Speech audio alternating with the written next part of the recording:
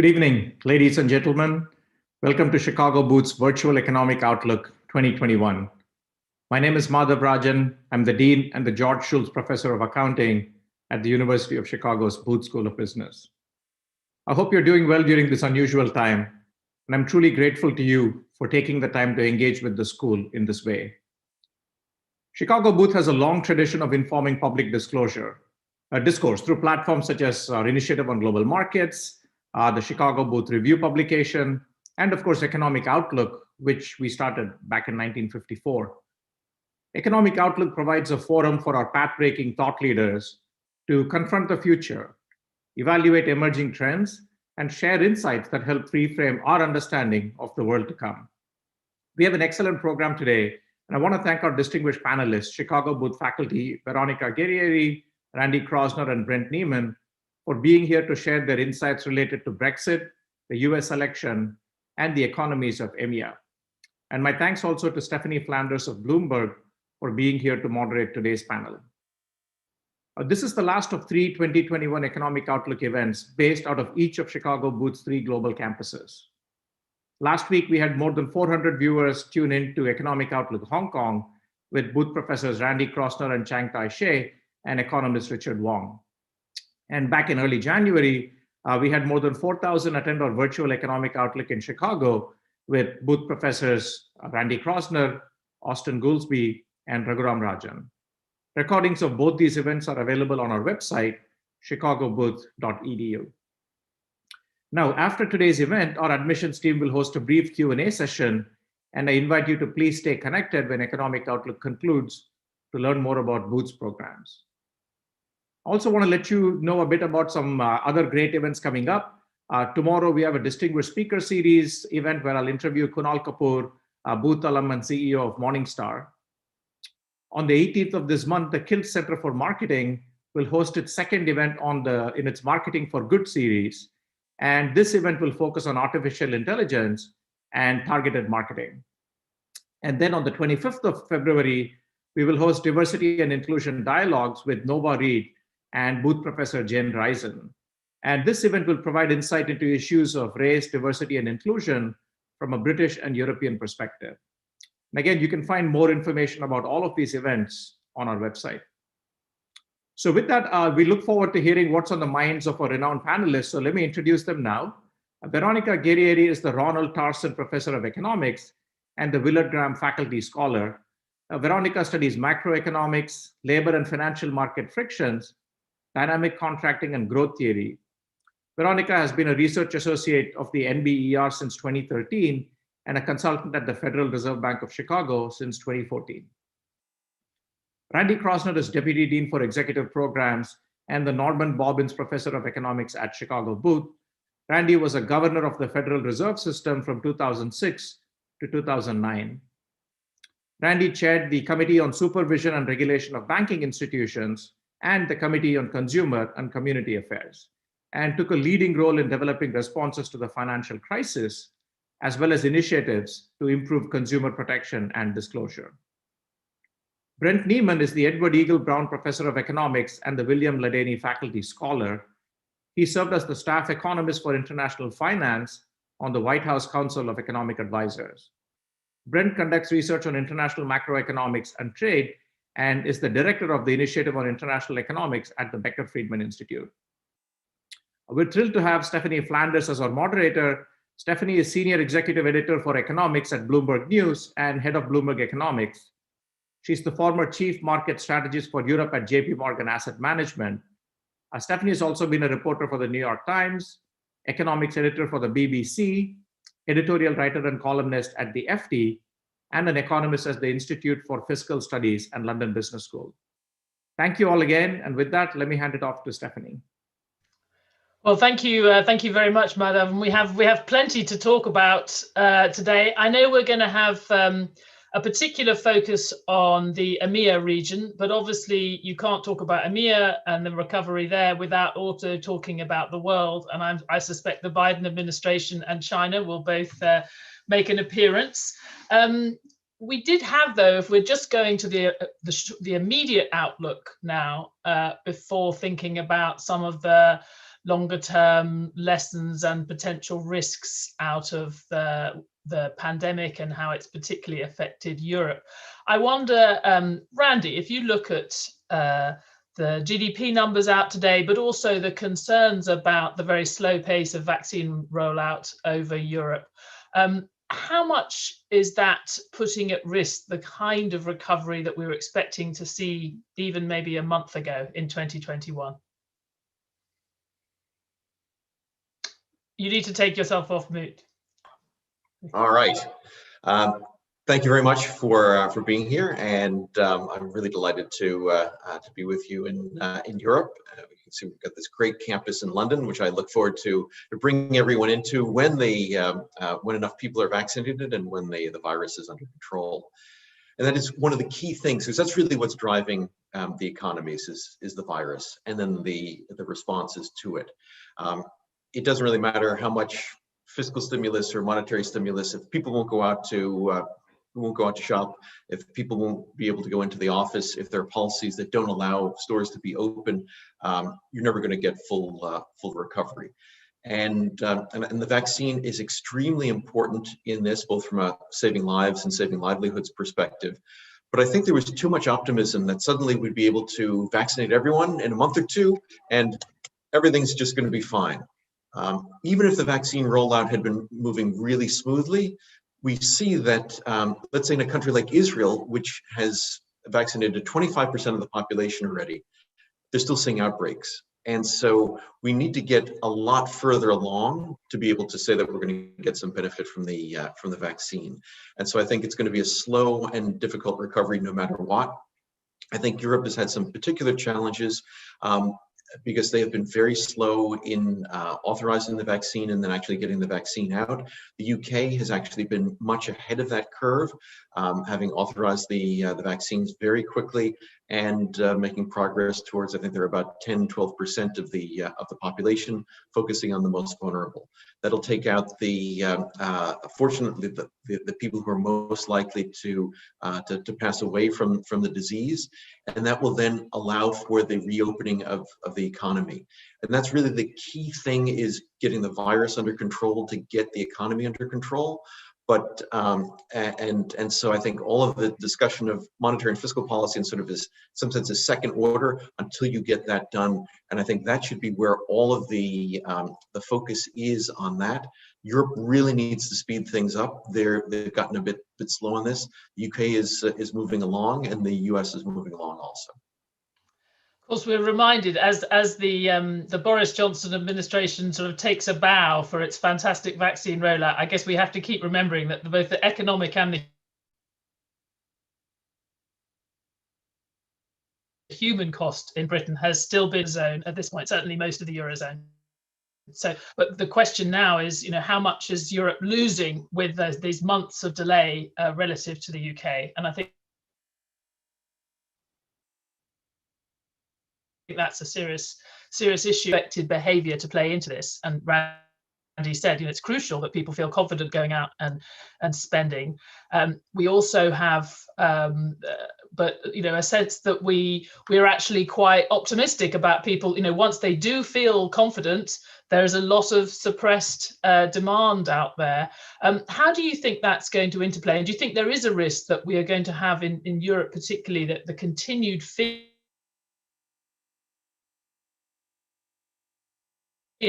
is going to get in the way of the kind of humor that we were expecting? So I think that fear is going to persist because unlike, let's say, so I was working in the White House when the tragedy of 9/11 happened. And the response then was very different. It was, although we're never going to be able to assure 100% that there's no terrorist event, we're going to do our darndest, and we're going to make flying safe, and you should go out and live your lives normally. Obviously, the message has been very different here, wisely, to be very cautious. But also a big difference is you can't tell whether someone is vaccinated. And even if someone is vaccinated, we still don't have the data yet to be able to determine whether they are infectious or not. They may not become ill, but they potentially could make other people ill. After 9/11, you could see that the cockpit door was hardened. You could see that you were going through a lot more hassles at the airport. So there were very obvious things that had occurred to make you feel more comfortable to fly again, to travel, to then go out and consume and do all these kinds of things. And so I think it's going to persist. It's going to linger, and I think that's then where fiscal policy has to come in and realize the structure of the economy has changed. Much of the policy, particularly in Europe, has been to support the existing jobs or jobs that existed a year ago. I think we've really got to pivot to understand that many of those jobs are not coming back, and we have to have policies that provide a transit support for families and transition that will be occurring, rather than trying to hope for a distant past that is just not going to come back. And that's only going to slow the recovery. It's also not going to be good for workers. If they're not working, their job skills decline. Even if they're getting income support, it'd be better to get income support that's helping to move them to the new structure, rather than try to keep them in a world that is just never going to come back.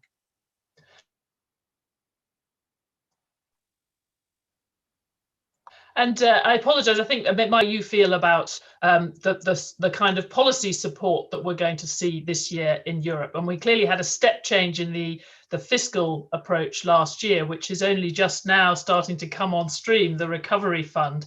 You know, is that going to be in time to get over any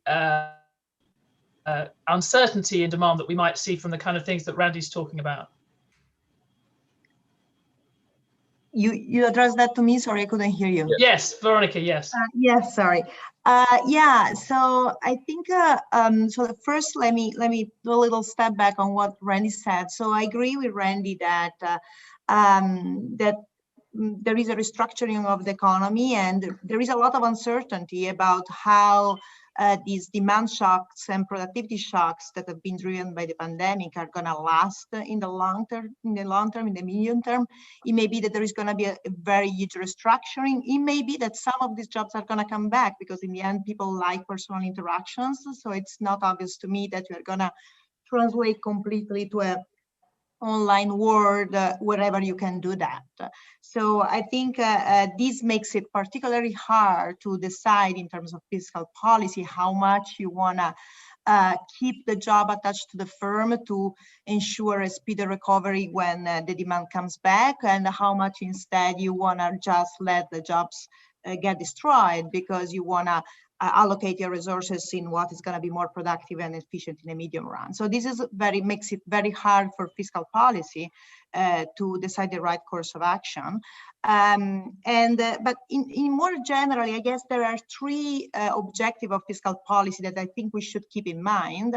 They're typically first of course, help stabilize the cycle, and this is particularly important now because monetary policy is not conventional monetary policy is not cannot be used because we are all close to the zero lower bound, and in Europe that is particularly important because there is only one monetary policy because we are in a currency union, so it's particularly important. There is some fiscal policy tools for stabilization in action. Second, it's going to help provide social insurance. Fiscal policy in general is one of the main objectives of fiscal policy, and this is particularly important for the pandemic, given that the pandemic is a shock that is particularly asymmetric in a sense that hits some workers much harder than others, because some sectors have been hit more heavily, the ones that require more personal interaction. And this is particularly important also thinking about inequality going forward, because this is the side of fiscal policy that can help mitigate the rise in inequality in response to this type of shock. And third, of course, fiscal policy can be used also, and this is where next generation plan is pushing toward, can help in thinking about stimulating investment for the growth in the medium longer run. Now, of course, it is first of all, I think it's fantastic that the pandemic has been an occasion for the European Union to start the first step towards a fiscal union. So this is a great signal. And I think it's very ambitious and a great objective to try to help stimulate the growth in Europe that has been quite slow for a while now. But unfortunately, I believe that it's not as clear how effective this type of investment can be, because if you leave a lot of funds to the single countries, it's very hard to monitor how effectively and efficiently these funds can be used. And in particular, there can be, and there is, as we know, a lot of heterogeneity in the way in which these funds have been used. And these, of course, can create also a lot of tensions, and as we have seen in Italy, a lot of political tensions also in the decision about the use of these funds. So in that respect, I think that it is good to be ambitious and try to have funds invested in this type of a longer term objective. But I think where we know fiscal policy is effective, and there is more broader consensus on that, is in stabilizing the cycle. And automatic stabilizers in particularly are quick to act, are quick to be rolled down if needed, and so they are particularly a good way of spending money to help the economy. So where I think some energy should be devoted to, and some funds should be used for, is also in this path towards a fiscal union, in reinforce automatic stabilizers, and in particular maybe creating some centralized automatic stabilizers that can index, of course, to the all macroeconomic indicators of different countries. And this, I think, is something that would make the economy recover better, respond better to all the uncertainty about how fast we are going to recover, and this is going to be something good for of course, it's difficult for political reasons to create automatic stabilizer at the centralized level, but I think that's an effort that it's worth trying to put on. That's an interesting question we might get into later, whether any of the political tensions over vaccine rollout actually ends up hurting the sort of move towards closer integration that we did see in the fiscal domain last year. We'll maybe think about whether there's a long-term impact. But Brent, I want to bring you in. I mean, when Veronica talks, it sort of reminds me, I think of the recovery, in a sense. The story of this year is a little bit dependent on these two unknowns, or sort of sleeping giants. You know, one is the amount of sort of hidden unemployment, particularly in Europe, of all of these workers on furlough. We don't know how many of the jobs they're nominally in will actually turn out to be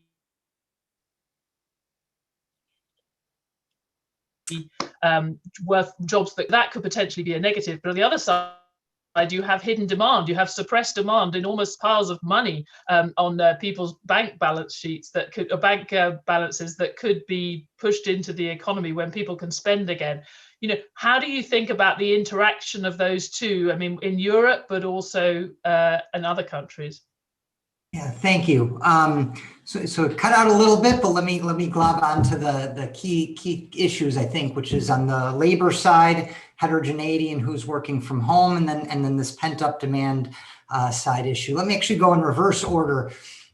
On the pent-up demand side issue, you know, one thing I think is a bit of an unknown, and it's actually something our colleague at University of Chicago has been working on, is how much pent-up demand exists given the very peculiar nature of this shock, of this crisis. So typically one might think of foregone, durable consumption purchases, foregone investments. If you didn't buy a car this year because of something that happened in the aggregate economy, it's very likely that you're going to want to buy it next year. By contrast, services were hit disproportionately to durables in this recession for obvious reasons. Those were, the kinds of things that were most contact intensive, put your personal health at greatest risk. And it's not obvious that the bounce back, that making up for missed consumption of services will look the same as what one might otherwise expect if it was a more standard recession. For instance, just to put it most simply, if you skipped, 100 meals out, in restaurants over the last 2 years, it's unlikely that you're going to make up for it by consuming 100 more in the way that you might if it was an upgrade to your home or a new car purchase. So on the demand side, I think there is certainly good reason to expect bounce back and strong bounce back once the public health concern abates. But it is worth noting that the dynamics for this reason I described should look and might look different from what we've seen in other financial crises, recessions, when uncertainty and hesitancy to spend and invest returns.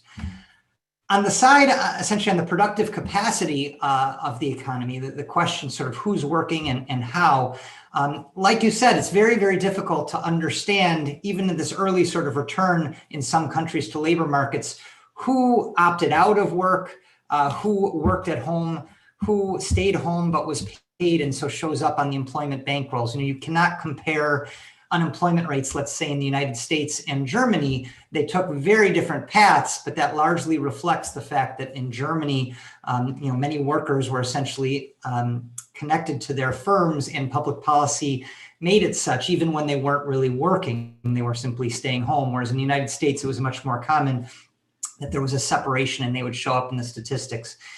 And here, one thing worth noting is just it's unbelievably heterogeneous, the extent to which across countries and industries there is a capacity to work from home. And I think, as we come out of the global health crisis, and as we see, offices and factories and retail outlets, sort of welcoming employment back in person, I think a question is, do we revert back to where we were originally? Does it take a year or two to do so, or have we witnessed a permanent change? And if you had to stereotype one way or another, to simplify, whether it's across countries, whether it's across cities within a country or across industries, those sectors with higher pay on average are those where workers have been able to work from home more, and where frankly I expect them in the future to work from home more. And so there will be a question as to whether industries that didn't have that capacity early on in this pandemic, countries that didn't have that capacity early on in the pandemic, if this is productivity enhancing, do they take steps to try to enable more and more of their workers to do those things, to return to productive, to contribute to the economy, but in a safe way, potentially remotely? I'm just going to go with my audio because I know there's been a few problems with my internet. I apologize. Just to encourage people, we've already got some great questions, but just to encourage people to continue to submit those. Randy, just in response to some things that Brent said, I mean, clearly there has been a different approach to labor adjustment in the US and Europe. And some have been quite quick to say that the US has shown a better capacity to achieve adjustment through the big amount of entrepreneurship that's happened, creation of small businesses, whereas potentially we may have hundreds of thousands, millions of people in jobs that are no longer viable still in Europe. Do you think it's too early to say that the US approach has been the better one, or how do you compare them? Well, this really gets back to what Veronica was saying, because it really depends on how much we move back to where we were before, and so as well as what Brent was saying, how much of a transition do we have? If we are going to go back closer to the old world, then the European approach in the long run may be better. If we're going to move to a fairly different world, then the U.S. approach is going to be a better one. So as you can see, I tend to lean towards the view that there are these fundamental structural changes and that they're going to be persistent. So I think that probably means both in the short run and the long run, the U.S. approach is going to be a bit better.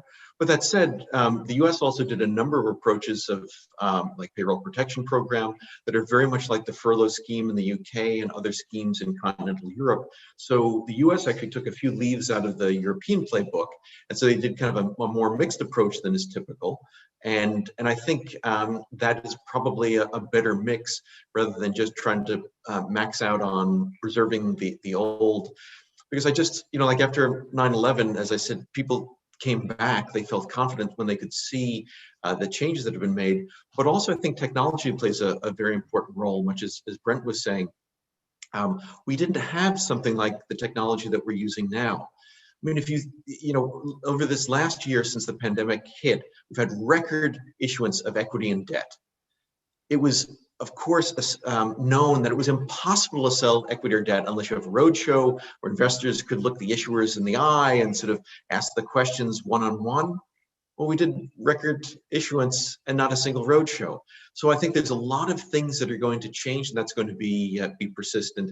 And so that's why I think the policies of focusing more on providing support to the household rather than support to the job, at least from my point of view, seems to be the better outcome, because I think we'll get to the new equilibrium faster.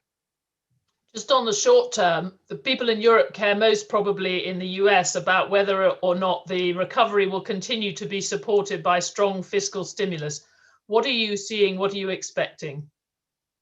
Well, certainly things changed dramatically when the Republicans lost control of the Senate. So it's much more likely that President Biden will get through a larger package of spending than he otherwise would.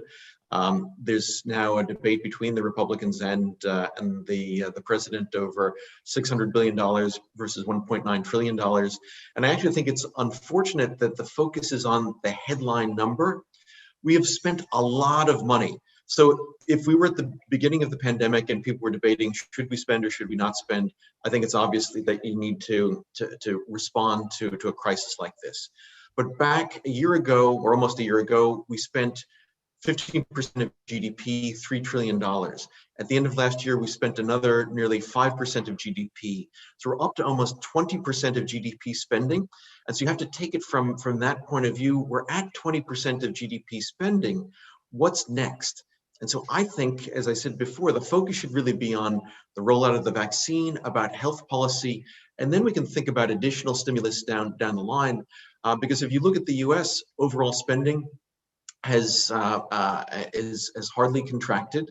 The unemployment rate elevated and problematic, but not as high as from before. We are providing important unemployment benefits, and I think perhaps and they're generous, and I think they should continue to be generous for the foreseeable future.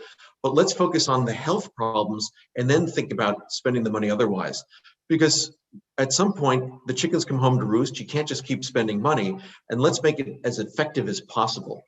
This also relates to one of the questions that came in about, should we be discriminating in the expenditures? And I think it's really important that we do focus on the biggest bang per buck, which is, I think now is all about health. I'm not sure that the US really needs more just sort of general stimulus at the moment.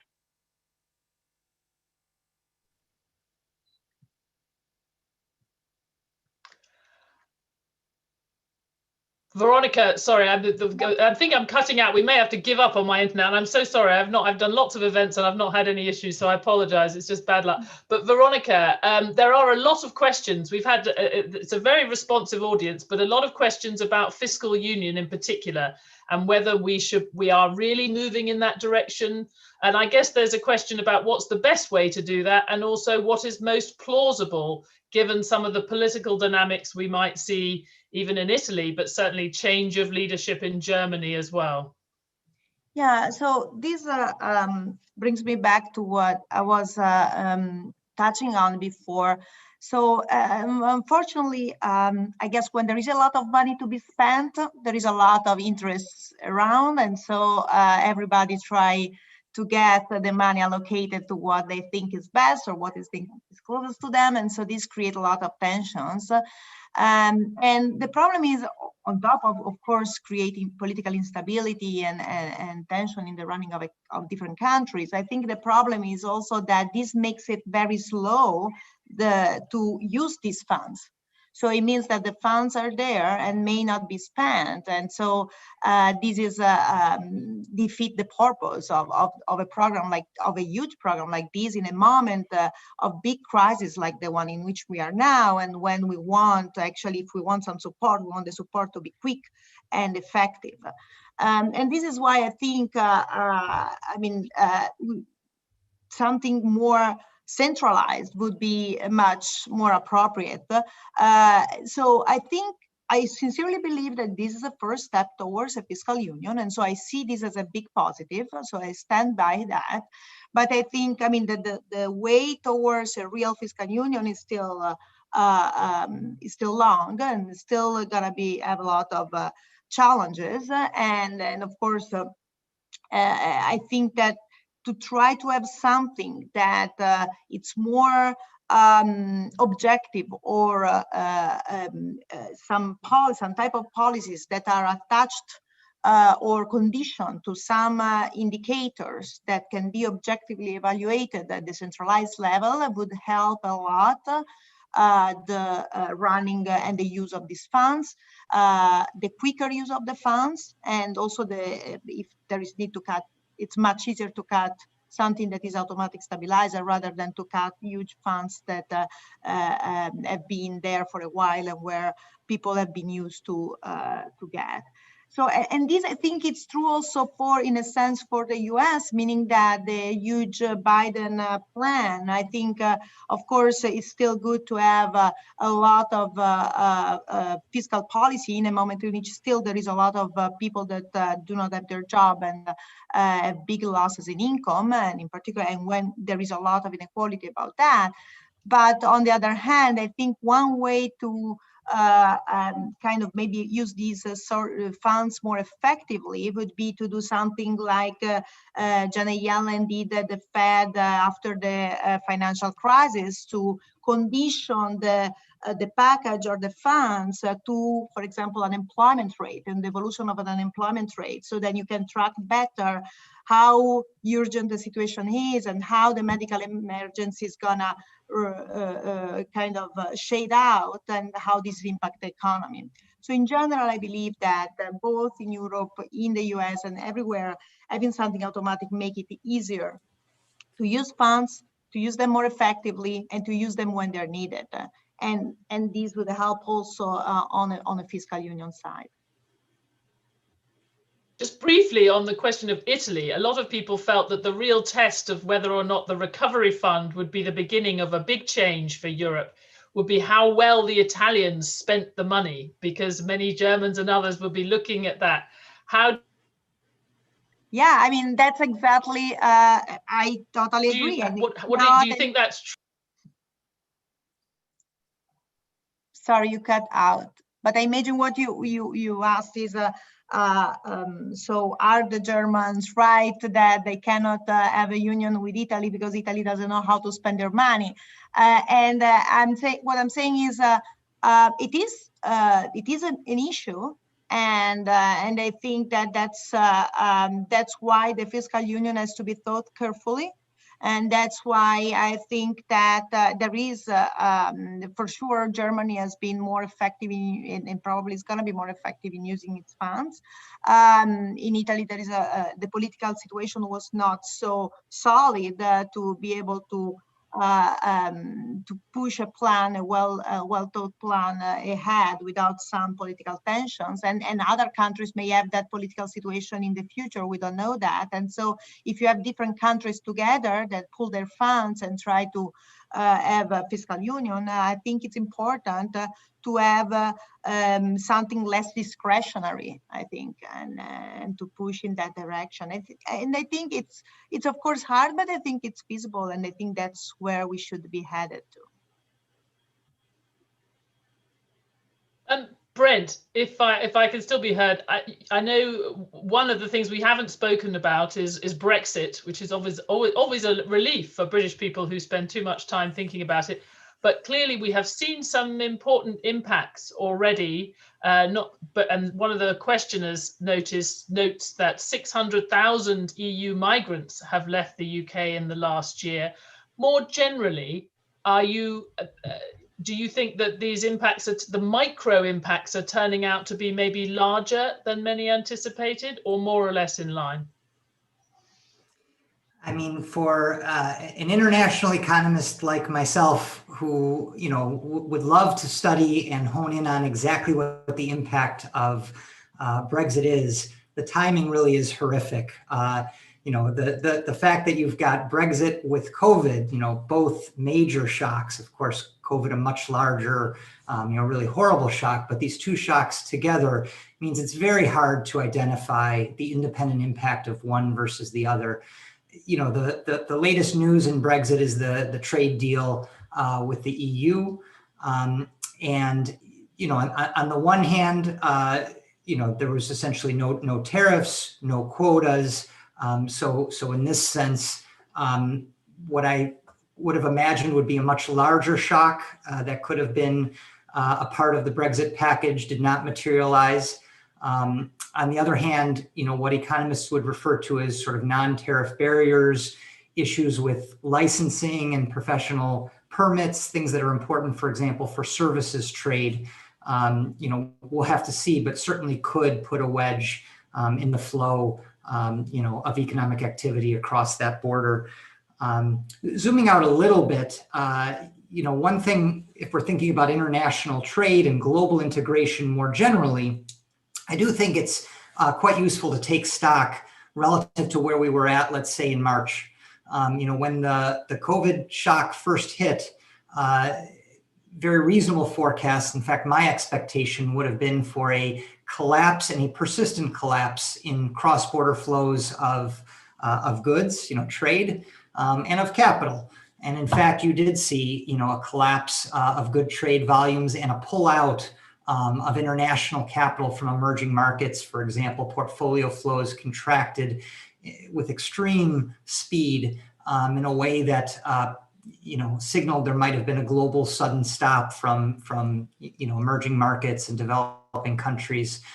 From today's vantage point, things look quite different, and I think it's worth sort of pointing out it's one of the at least potential optimistic parts of recovery is that the portfolio flows in fact did go back as quickly as May to those emerging markets, who of course need the funding to be able to continue apace and make the changes they need to adjust to the health crisis. Trade, in fact, has roared back to a level, the recovery was much faster than the collapse of trade we saw in the global financial crisis, for example.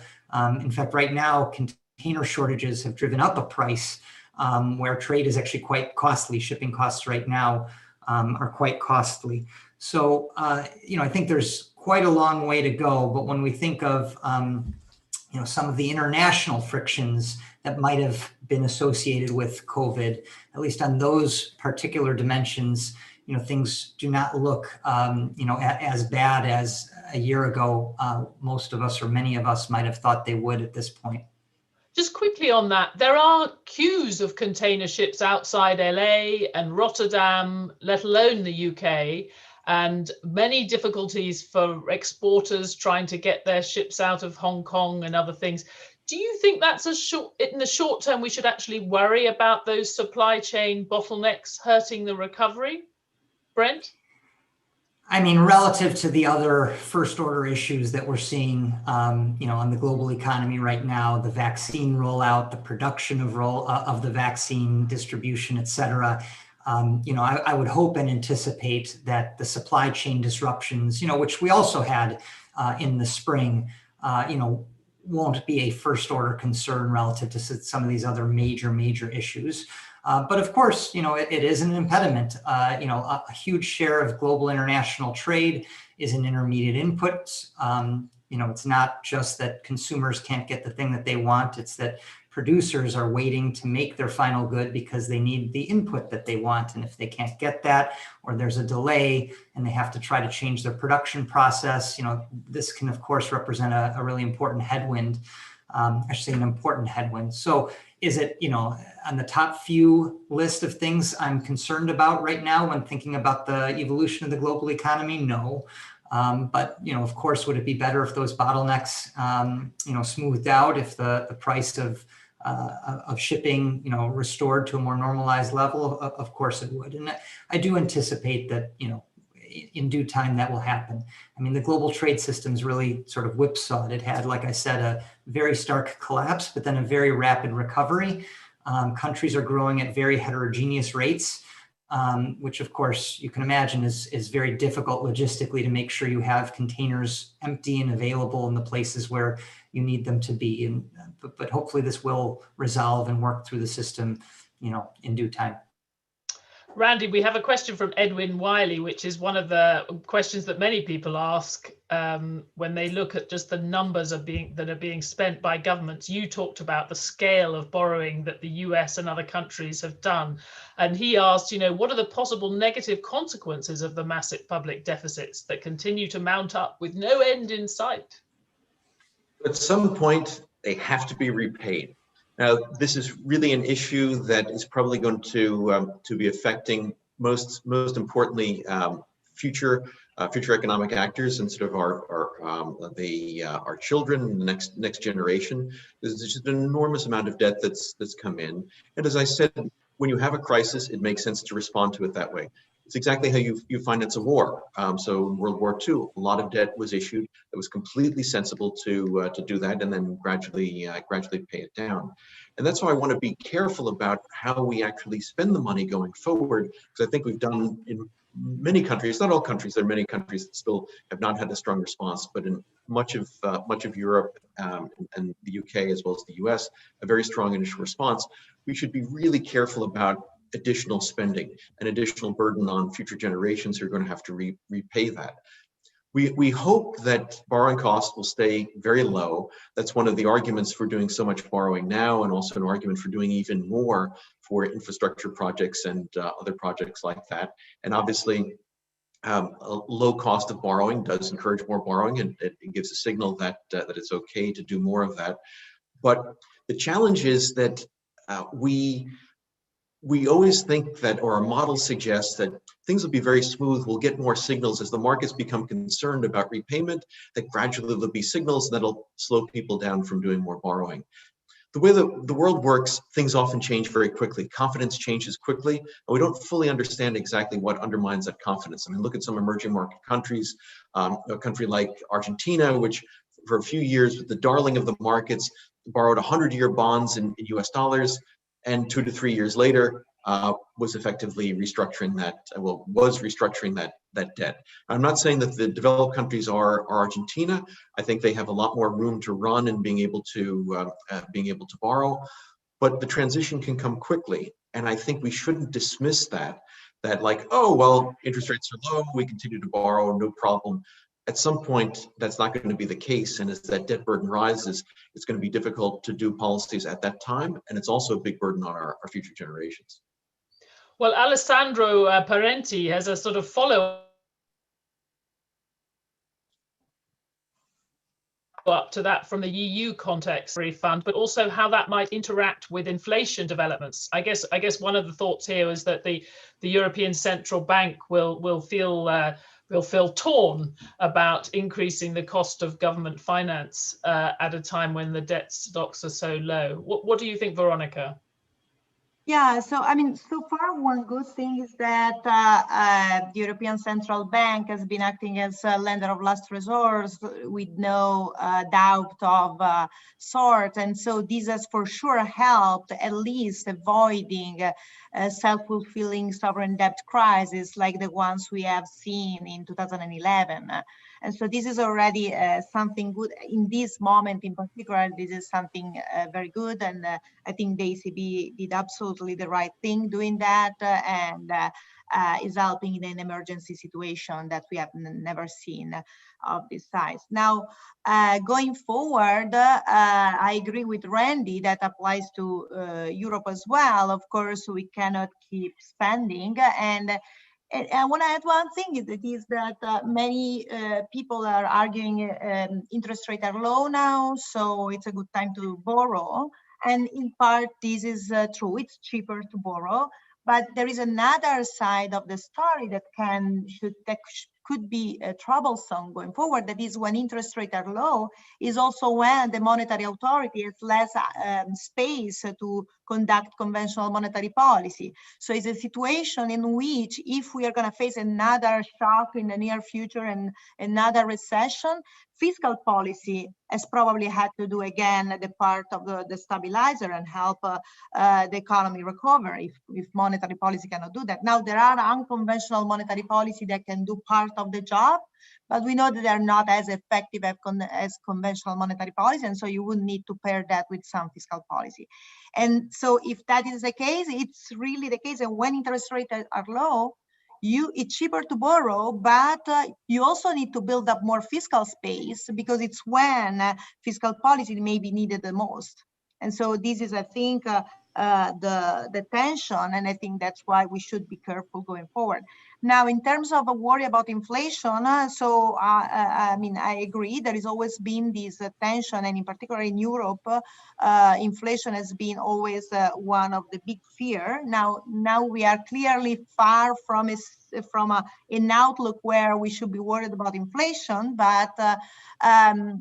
but we have to think, we have to think a step ahead and thinking what's going to happen. And for sure, if, for example, the Fed in the US is going to, at some point, the medical emergency is going to disappear, the economy is going to recover. And I believe that when the medical emergency is going to disappear, the economy is going to recover fast in the US.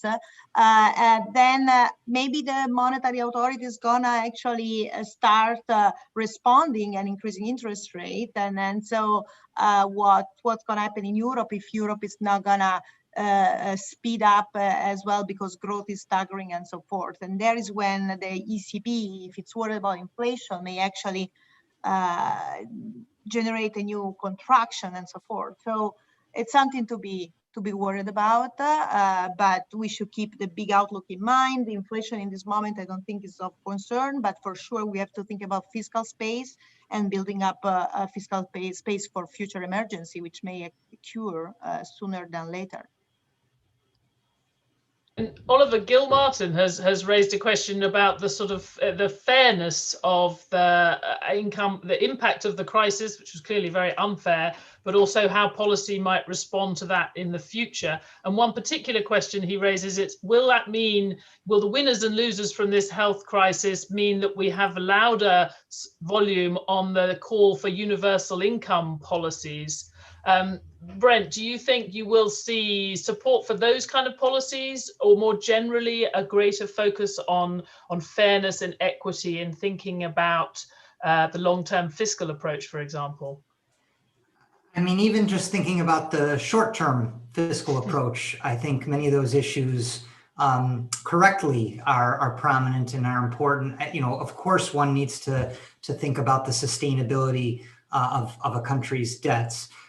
But if you think of some of the most urgent uses of the stimulus packages, of the debts taken out by countries around the world, they really are aimed, I think, and toward, at least in many cases, quite compelling uses that reflect this inequity of the COVID crisis. Let me give you one example. If you're concerned about scarring of the workforce, you're worried that human capital will depreciate as people are forced to stay home, leave the workforce. And again, to a large extent, those that were most likely to lose their jobs or to have to risk their health in order to keep going to the job are those that had lower income, less education, less ability to maintain their human capital in other ways. Another important example would be education. Children around the world are potentially taking a year off of school, which could have potential long-run productive implications for everyone, for the world. And that problem is probably most important to deal with for those families and children that perhaps don't have the resources to find educational stimulus, at home, maybe because, parents are both trying to work or don't have the resources to be able to do so.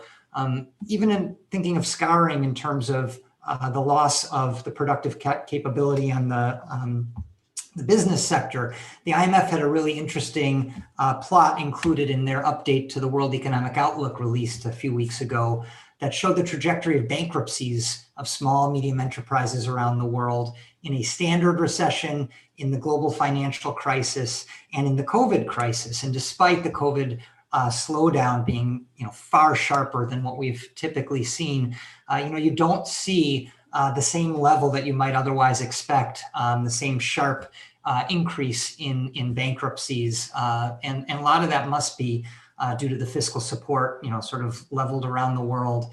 I guess the last point is for decades, economists have wondered and puzzled, why is it that emerging markets, for example, aren't able to conduct counter-cyclical fiscal policies? And there's some evidence that in this COVID crisis, because markets have sort of permitted governments to borrow at relatively low rates, you have finally seen policies for some of those countries, kind of follow that standard playbook that a lot of economists would have put forth. So I think, the cause for some of the use of this fiscal stimulus is strengthened, in fact, by the fact that it's being spent and hopefully will be spent in a lot of cases on preventing scarring and helping, those in the economy that are most in need.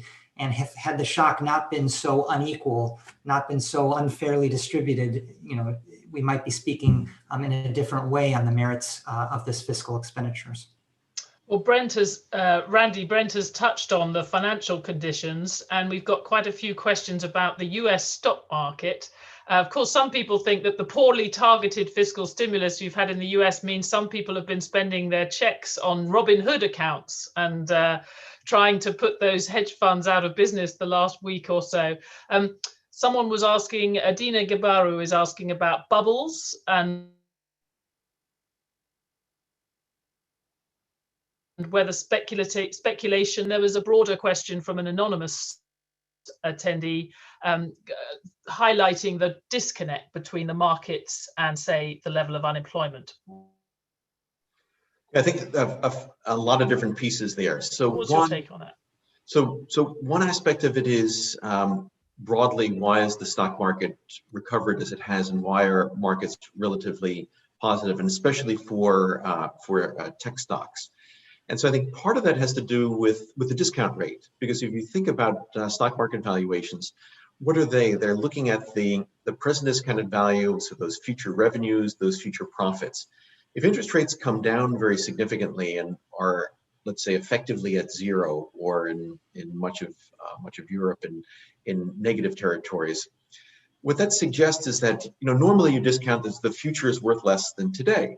But if interest rates are zero or even negative, that's not true. So you can take a much longer horizon and think about, well, will Tesla in 10 years be able to make enough money to make this valuation be reasonable? I'm not making any stock picks or recommendations on that, but I think part of what it is as you go out further to the future, the revenue streams are less certain, but they're being less discounted. And so I think people's optimism about the long run futures help to buoy things. But I also think that makes things much more volatile, because you're relying on the far future in thinking about what is going to, how you do your evaluation today. That gets more weight, but there's much more uncertainty with that. And I think that means there's going to be more volatility. So I think broadly, central banks, by bringing rates down and making credible commitments, keep them down for very long periods of time, generally raise the value of a lot of assets, particularly equity type assets. Then in the particulars, certainly many people have seen their incomes, even if they're unemployed, because of the generous unemployment benefits. Many of the people have seen their incomes maintain themselves, and they have more time on their hands. And so we've seen record numbers of people signing up, not only at Robinhood, but even at more traditional brokerage houses of sort of the small day trader types, or just individuals. And so I think they have gotten into markets. It's actually amazing to see what. It's sort of a version of crowdfunding that by using these internet chat rooms and things on Reddit and elsewhere, that effectively a large number of small players can act like a big player and can act as even bigger than the biggest player and challenge them. That was something that I don't think markets or regulators had contemplated before. And that's something new, and I think we need to think very carefully about that. I mean, one of the issues that has come up is the infrastructure. People have been very concerned about Robinhood and others slowing trading in certain stocks and saying, oh, you're trying to slow down the little guy because you're trying to protect the big guy. Well, what it is there's a market infrastructure behind that. There's this a Depository Trust Corporation, the DTCC, that requires firms to post margin if they're doing a lot of trading in volatile. Because the way we settle things, it's not when you think when you buy a stock, you've bought at that moment. But there's, in the background, it actually doesn't happen until 2 days later. This is just crazy that it takes 2 days to do that. This should be done automatically. Many other countries have something called real-time gross settlement, that it's you are able to settle at real time or at least within the day. But because there's a risk that something might happen over those 2 days, some of those players may not be able to make good on their commitments of either producing the stock that they're supposed to when they're shorting, or being able to make the transfer, or having the money in their account 2 days later. There's all this risk that's in the background, and that's why the requirements for posting collateral went up so much. This is why Robinhood has had to raise billions of dollars, because if they're going to allow the trades to occur, they have to do this. Now, the large hedge funds were already doing this kind of risk management. The little guys weren't doing this before. We've got to rethink the structure that's behind it. So I really think this is not like a big guy versus little guy kind of thing. I think it's really a market infrastructure and regulatory thing that should get a lot more attention than it's getting right now. Right, we're going to run out of time. So I'm going to ask Veronica and Brent very briefly to end us on a high by asking you to say quickly what you think, if there's one unexpected or important positive development that might come out of the pandemic. You know, what are you thinking of, Veronica? Yeah, so I would say one good thing about the pandemic is, of course, that people have learned quickly to use online platforms, and so smart working is becoming larger part of many jobs. I think one important positive effect in the longer run for this is that women are going to be able to participate better, like to have a more flexible schedule. Is going to make it easier for women to have a career, and it makes it easier because maybe they don't have to travel as much as before, maybe because they can adjust their hours to their schedule at home with kids and so forth. And I think this is going to be important for the future of the economy. Working from home, maybe. Homeschooling, definitely not. But Brent, what do you think? I second that. Homeschooling, definitely not. But on if a hope of something that could come out, I don't know if it's a prediction, but you know, in recent years, there's been a real push, sort of trend, kind of away from global sort of engagement of policymakers, some sort of difficulty in cooperating around issues of the global commons. And, you know, this could be problematic as the world faces, you know, health issues like COVID going forward, faces climate issues going forward, immigration, tax policy, international trade. You know, one thing that could come out of this is a greater attention to how, you know, each country's actions on any of these major issues in the world have clear spillovers to their neighbors and the rest of the global community. And hopefully we develop more effective ways to jointly govern around those issues. And we could have a whole other session about the climate going forward and the changes in policy potentially there. I'm going to hand over to you, Randy, and you could talk about what you're expecting on the positive front. But I know you also have another session to introduce. Thanks for everyone bearing with me on the internet connection. I swear it's got worse since Brexit, but we'll see you again. Excellent. Thank you so much, Stephanie, and thanks also to my colleagues for this. On the positive note, just very quickly, we've made incredible strides in health, and I think we'll be able to do that in the future. We've also done some regulatory changes that will allow us to move vaccines and other medicines forward more quickly, so I hope those are not lost. And certainly I don't want anyone to be lost from this great session. So that's why I want to turn things over to Rachel Waits and her colleagues, Sarah and Christina, to talk about the Booth programs, because we have an executive MBA program that's here in Europe, as well as in Hong Kong and the US, and a number of other programs. So if you're interested in the kinds of ideas and debates that we've been having here, please come join us at Booth. We also have non-degree programs, so if you don't have the time to be able to commit to a longer program, we can also do something that's much more targeted and focused in different areas. So I'm going to turn it over to Rachel. Rachel? Hi, thank you very much. Thanks, Randy, and thanks to everyone. Thanks to all the panelists. Thanks. Great, so thanks for staying on, everybody. I'm joined by my colleague Christina Savaris. My name is Rachel Waits. I'm the Director of Admissions for the Executive MBA programme in London. For those of you who don't know us, we're the business school of the University of Chicago, and we have campuses in London and in Chicago and in Hong Kong. You can just see our fantastic new London campus right behind me here. So we thought it'd be helpful for us just to stay online for anyone who's interested in learning a little bit more about our programs. So I've already mentioned that here in London, we offer a couple of things. We have our Executive MBA program, which is taught on a part-time basis so that you can get your MBA and continue to work at the same time. And we have students who fly in from all over the world to attend the Executive MBA program here in London. We also have non-degree executive education that we offer in this region. So those are short courses on a range of topics. And we also work with companies to partner with them on customized programs too. And then finally, last but not least, we've got our top ranked full-time MBA in Chicago and our PhD programs in Chicago as well. So that's it. I think what we could do, if you've got any specific questions, perhaps you can type them into the chat box here.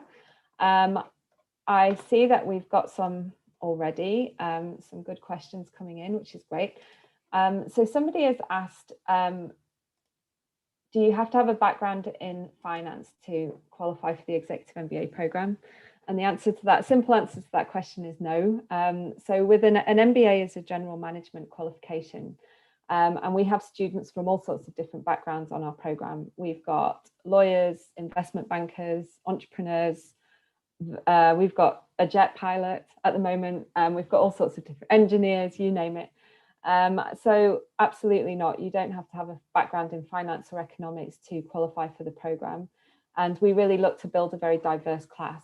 So that's not an issue at all. Let's see, anything else? Do we offer scholarships on the Executive MBA program? Yes, we do. So we've got some great scholarships actually this year, well, every year, but especially this year. So we have, if you apply to the Executive MBA program and you're admitted, then you'll automatically be considered for one of our merit scholarships. And so we have merit scholarships that are aimed at specific groups. So we have scholarships for women. We have scholarships for underrepresented groups, and then we have general scholarships that are there for good candidates from any background. So there's no separate application process for the scholarships. You just have to apply to the program and be admitted, and you'll automatically be considered. Somebody's also asked a question regarding company support. Mm-hmm. And that kind of ties in a little bit to scholarships, whether you have to have company support to do the program.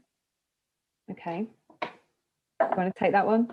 I'll take that one. Yes. So you do have to have company support for the time off, for the time required of the Executive MBA program. So that is required. It's 16 weeks over 21 months. In terms of financial support, you don't need the financial support of your employer. Obviously, it's a plus. But I would say we probably only see about 20% of our students receive financial support from their employers. So it's certainly something that you can potentially ask for, but so it's not required. Mm-hmm. So somebody has asked, do we help our students find jobs? Which is a good question, I guess. And it obviously depends on the program that you're on and what your goals are. The simple answer is yes, of course.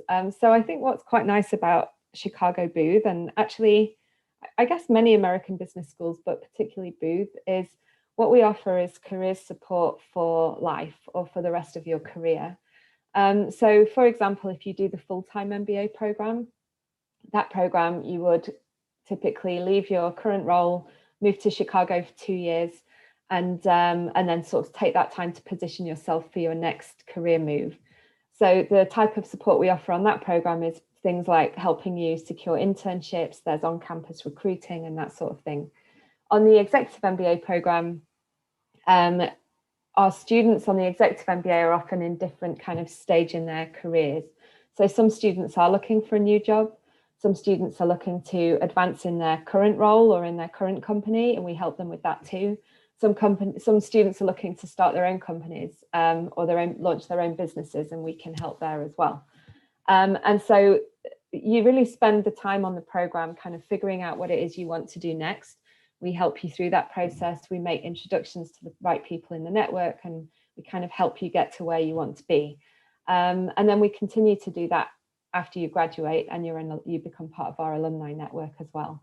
So you have access to our careers coaches forever, which I think is something quite different to perhaps some of the other schools that you find in the region here. Here's a good question about COVID. There's always one, unsurprisingly. Yeah.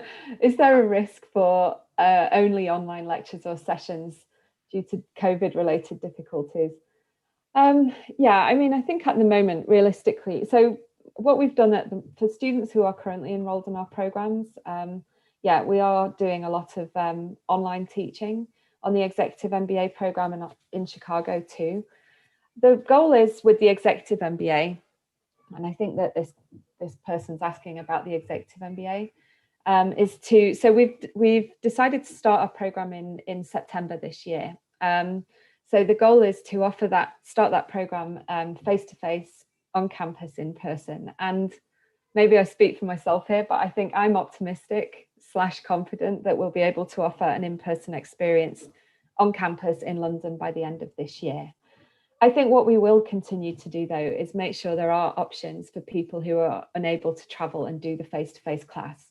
So I think what we may do is offer a hybrid model, at least initially, until things kind of get back to normal.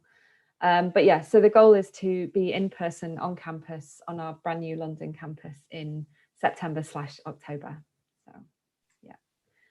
And just to add as a plus on the program, on the Executive MBA program, you also have the opportunity to spend time at our Hong Kong campus and at our Chicago campus. So yeah, hopeful that we'll be able to do it in person. Yeah, and I think that's definitely a benefit because it means there's some flexibility between the campuses. So if, for example, you can't attend a week in London, it's often possible for you to do that week in Hong Kong instead, because it's the same professors, the same content, same everything. So I think that additional flexibility is going to come in useful this year in particular with COVID related stuff. Yeah, and that's quite unique to Booth and to this program. Definitely. Okay, people are asking about the syllabus. So what we will do anyway is follow up this call, and I know that we're quite over time at the moment, with an email with some more information about the program. So there's a lot of information about the content of the Executive MBA, and in fact all our courses on the website, so we'll send links to that. Someone else has asked a question about kind of what to do next in terms of finding out more. There's a few things that you can do. There's a bunch of events coming up over the next few weeks that I'd encourage you to attend. We have a masterclass happening. In fact, there's a great class this weekend that I will recommend. It's called the ROI of an MBA. So I would certainly recommend for anyone who's considering doing an MBA to think about joining that webinar this weekend. So we can put that in the email that we'll send out. And I think Christina's also just added our details in the chat. But that'll be a really useful session for anyone who's considering an MBA, because it will help. If you go through that session, one of our professors is going to give you some ideas about how to make that calculation for yourself using your own data. So there's a bunch of events that I'd certainly encourage you to attend to kind of learn more about us and our approach. And then the other thing I'd recommend is, particularly for the Executive MBA, to get in touch with us. We'd be happy to set up a call with you just to talk to you a bit more, to learn a bit more about you, and we can offer some personalized advice about next steps, about scholarships, about how to apply, all of that kind of thing. So those are the two things I would suggest. Yeah, I've just added also the link to the ROI event in the chat box, but we will share that with you in our follow-up email as well. Yeah, great. Okay, I think we're kind of out of time. So if you have any other questions, feel free to ask in the box. We could probably, if one pops up, then we can stay online. But I think otherwise what we'll do is follow up with an email. Feel free to get in touch if you'd like to learn more. And then, yeah, we hope to see you this weekend. We'd love to see you in person at some point, but that would probably be later this year. when we'll be back to hosting events on our campus, I hope. So great. Right. Thank you. Thanks for staying online, everyone. Thank you.